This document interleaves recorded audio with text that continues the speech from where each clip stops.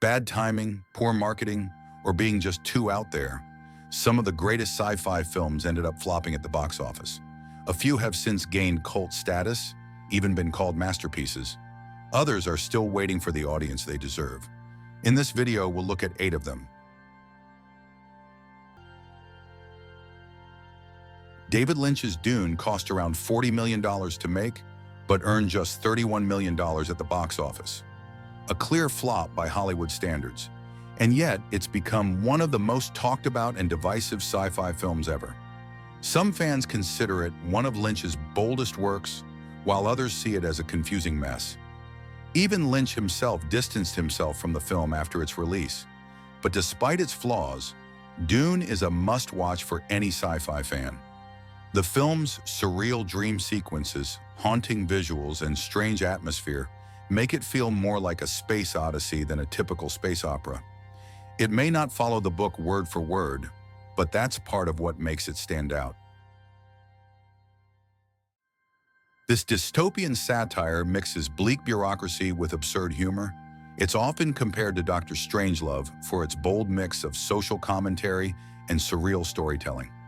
Gilliam created a world that's both nightmarish and strangely funny, hiding sharp critiques of modern life behind bizarre visuals and dreamlike sequences.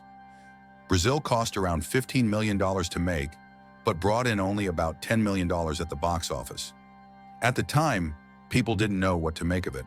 But over the years, Brazil gained a huge cult following and is now seen as a classic of surreal sci-fi. Written by James Cameron in the mid-'80s and directed a decade later by Kathryn Bigelow, Strange Days is a dark, intense look at the dangers of technology and human obsession. It cost around $42 million to make, but earned just $8 million at the box office. A major flop that nearly ended Bigelow's career. Set at the turn of the millennium, the film follows a black market dealer of virtual reality memories. Its gritty style, bold social commentary, and experimental point-of-view camera work helped pave the way for films like The Matrix. Though controversial and overlooked in its time, Strange Days is now praised for its strong performances, bold ideas, and hauntingly relevant themes. It was ahead of its time and paid the price for it. This is a science fiction horror film directed by Paul W.S. Anderson. It follows a rescue mission sent to Neptune after receiving a mysterious signal from the long-lost spaceship Event Horizon. Critics didn't respond well to the film. With a budget of $60 million, it made only $24 million at the box office. Many blamed its failure on the unusual genre mix. Anderson blended science fiction with horror, which confused audiences. Horror fans got a slow-burn space story, while sci-fi fans were hit with disturbing imagery and gore. Despite its rocky start, Event Horizon found new life after theaters. Over time, it gained a loyal cult following and is now considered a standout in the sci-fi horror genre. Directed by Paul Verhoeven and based on the novel by Robert Heinlein, Starship Troopers is a military sci-fi film set in a future where Earth is at war with a race of giant insect-like aliens known as arachnids. The story follows Johnny Rico, a young soldier who rises through the ranks during the brutal conflict. At first, the film feels like a straightforward war epic, but by the end it becomes clear that the heroes, the humans, are behaving like fascists. This twist didn't sit well with everyone.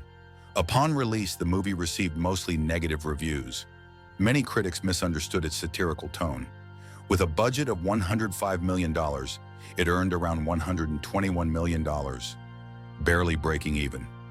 Over time, Starship Troopers has been re-evaluated and is now praised for its bold satire and ahead of its time social commentary. Pandorum had the bad luck of being made by a studio that went bankrupt right after production. With a budget of around $33 million, there was no money left to properly promote the film, and it showed. It made only $10 million at the box office and was quickly forgotten. But over time, thanks to streaming, it's gained a slow but steady cult following. The movie stands out for its eerie atmosphere, solid world-building, and strong performance from Ben Foster, who once again proves he's one of the most underrated actors out there. The psychological tension and claustrophobic setting help it rise above typical sci-fi horror.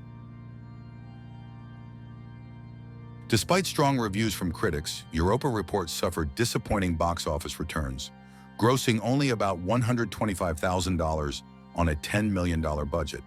This film fits into the believable sci-fi category, set in the near future where an international crew is sent on a mission to explore Europa, a moon of Jupiter, in search of extraterrestrial life.